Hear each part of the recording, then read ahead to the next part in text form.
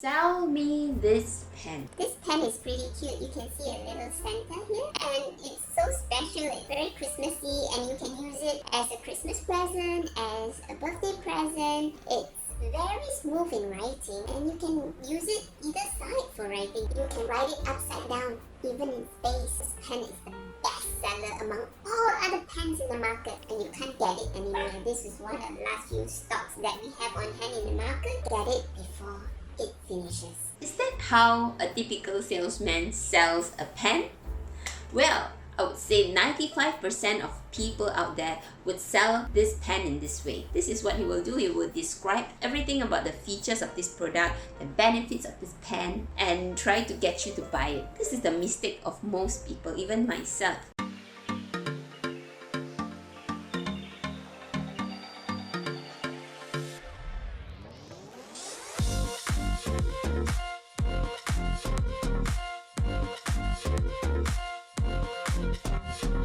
Hi, I'm Jules T and welcome to Jules T's channel. This channel is about public speaking, communication, and mental health. We are going to talk about how to sell a pen. In life, everybody is trying to sell something. Maybe you're not trying to sell a specific product, maybe a specific service. This technique is going to help you in many areas of your life. Like probably you want to get them to buy into your program. Probably you want them to accept the proposal of your project. So these are some tips on how you can get audience to buy into your concept or buy your products.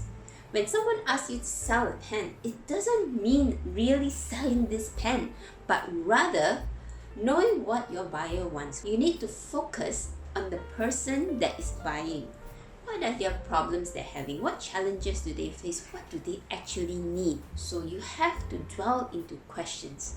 The more detailed your questions, the more information you're going to get about them. So the thing is, if you don't ask questions, then you're basically guessing why they're trying to get this pen. And how do you know your guesses are right? Most likely you're maybe guessing the wrong thing. Do you love shopping? I love shopping a lot.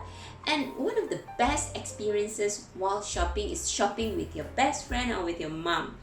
It's so fun because when you go out there, you look at clothes together and you look for clothes that match each other and match the body shape of the person, the outlook of the person. So you will say things like, wow, this dress looks so good on you. This shirt matches the tone of your hair color. It looks so elegant on you. After you buy it, you feel that it's the best product you ever bought. Why?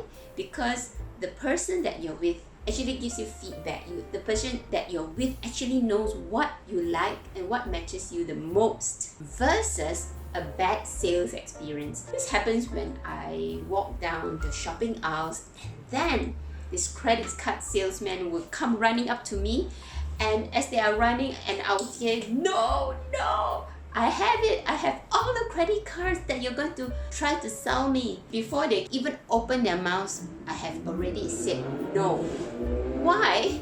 Because they haven't quite built a rapport with me, and the moment they see me, they are just trying to sell me a card. This card has the best benefits, it gives you the best cashback, and it gives you all the flyer miles. You can collect all the points and reclaim for items and gifts. Basically, the salesman is so eager to close the sale, he didn't really focus on listening to what the buyer's needs are. They don't care what you need, they basically just ram the thing down your throat. And that's not a very good experience for many. So what should you do when you are trying to sell a pen?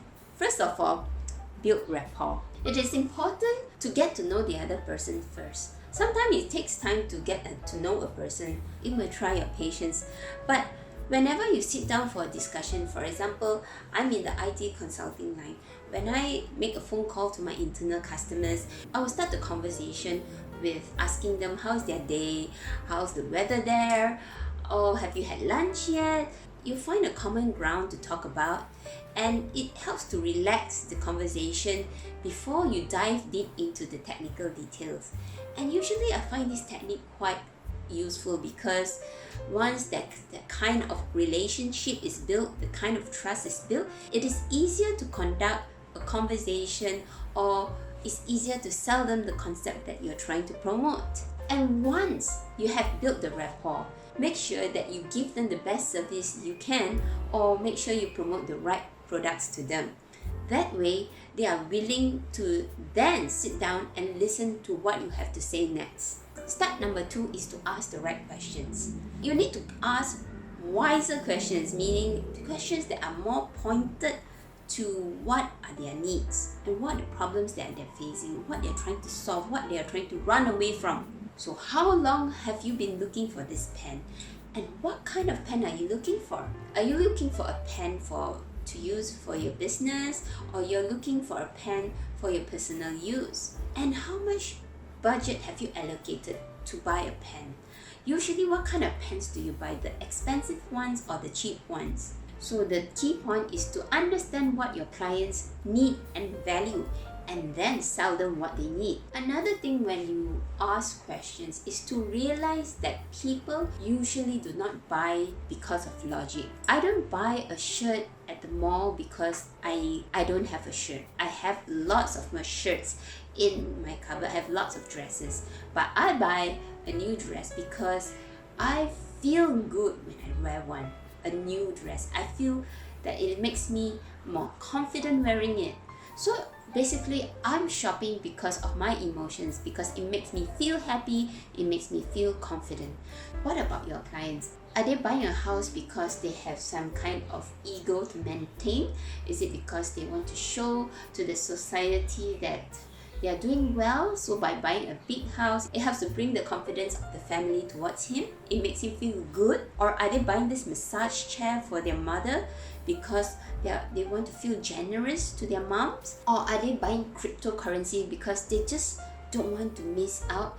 They see their colleagues and friends buying cryptocurrency and they have this FOMO, fear of missing out, and they just need to buy cryptocurrency just because everybody is buying it? Or are they buying this travel package because they just want to escape from their 9-to-5 job, and this travel package allows them to go for a 1-year honeymoon with their loved ones? So you have to understand what your client actually needs, and then you're able to direct them to the products that fit their profile. Remember, don't push your products to people. Don't force somebody to buy the pen, but rather you need to push those emotional hot buttons, what they feel, what they fear. Focus on those, and then you'll be able to solve their problems. There's this thing called the pain avoiding tendency, meaning they're trying to escape some kind of pain. They are not buying the way to get something, but rather they're buying product to get out of something. So they are buying this slimming machine because they want to get out of this feeling of feeling fat and feeling not confident. They want to get out of this cycle, so they buy this slimming machine. So they subscribe to this program, the 7-day program, to help them to get rich. They want to get out of this 9-to-5 job and find another alternative job which allows them to get rich easily and in a fast way, so that they can live their lives as they want it. You have to find out what are they trying to escape from, what kind of pain they're experiencing and they want to get away from. From there, you're able to know how this product can help them escape the pain that they're facing. And when you are able to create that urgency to get that product, then they would want to buy the product, because this product will help them to get out of their current situation as fast as possible. And the most important thing when you try to sell someone something is to close the sale. Many times people will just talk about the benefits, the features of the product, and they will talk about everything else except closing the sale.